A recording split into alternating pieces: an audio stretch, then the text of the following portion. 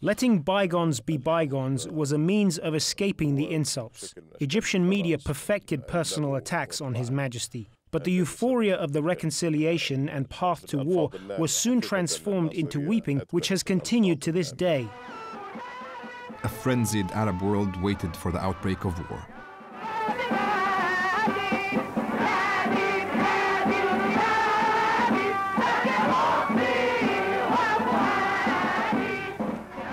As in 1948, expectations of an Arab victory and the destruction of Israel were high.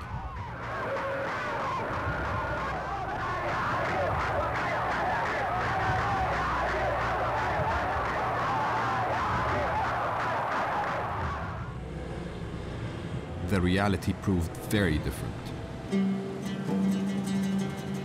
In June 1967, in a matter of hours, Israel decimated the Egyptian Air Force.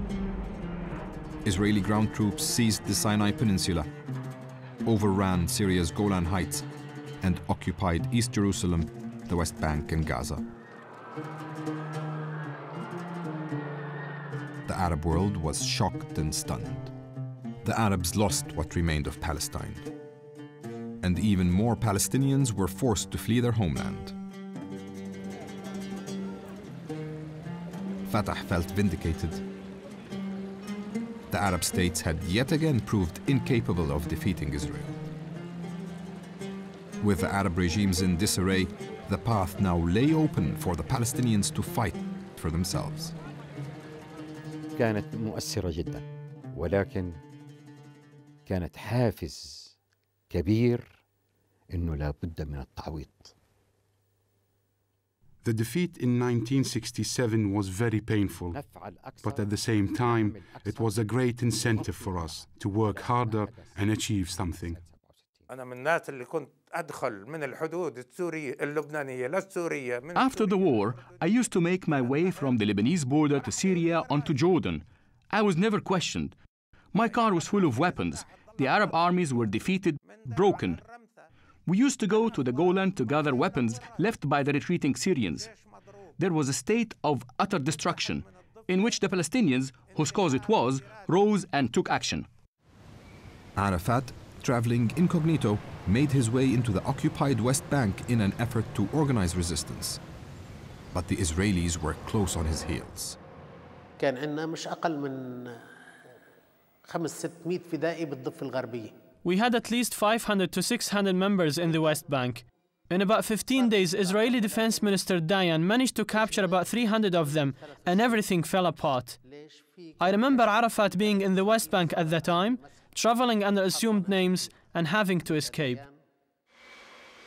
In September 1967, Arab leaders met in Khartoum to define a clearer and more uncompromising stance to Israel. They issued what became known as the Three No's.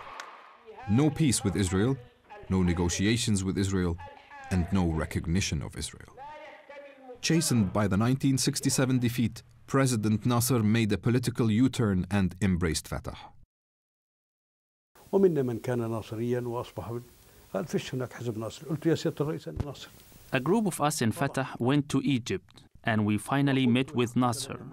I told him I was a Nasserist. I said, we are a group of young men who believed in their God and country and were intent on liberating it. He said, Egypt would from now on share everything with us.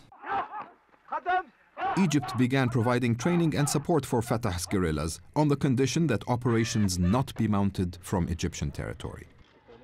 Jordan quickly became the springboard of attack. The government in Amman could only stand by and watch. In March 1968, Palestinian guerrillas attacked a bus, killing 2 Israelis.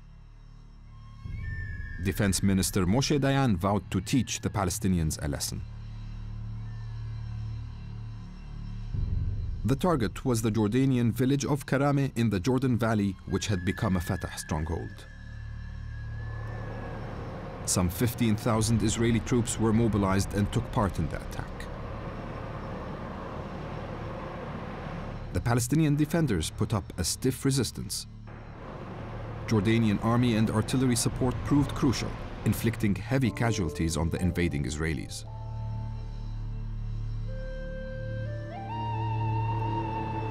But not all Palestinian factions had favored a fight. Some had withdrawn from Karame on the eve of the battle, leaving only Arafat's Fatah in the field.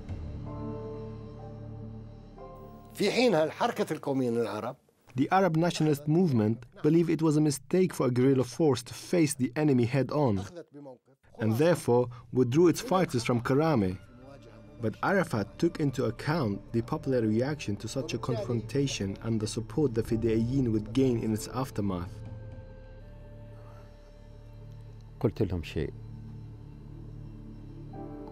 إحنا كأمة عربية. The Jordanian chief of staff and the commander of the Iraqi forces tried to convince me to withdraw from Karama.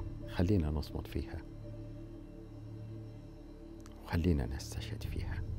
I told them after the defeat of 1967, we took an oath to fight to the very end, and even if it meant martyrdom. The Israeli army defeated the Palestinians at Karame. But a potent legend was born, that the Arabs would stand and fight, and that the Israelis were not invincible.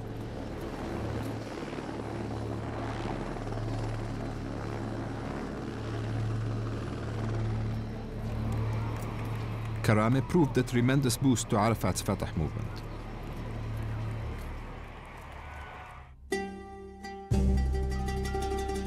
Thousands of volunteers flocked to Palestinian guerrilla camps, while Arabs across the Middle East donated funds and supplies to these fighters. 3 years after its launch, Fatah and the Palestinian armed struggle now emerged into the mainstream. By gaining autonomy from Arab states and fighting for themselves, the Palestinians now became masters of their own destiny. From now on, the way of the gun was the path forward. But those guns would soon face off with fellow Arabs.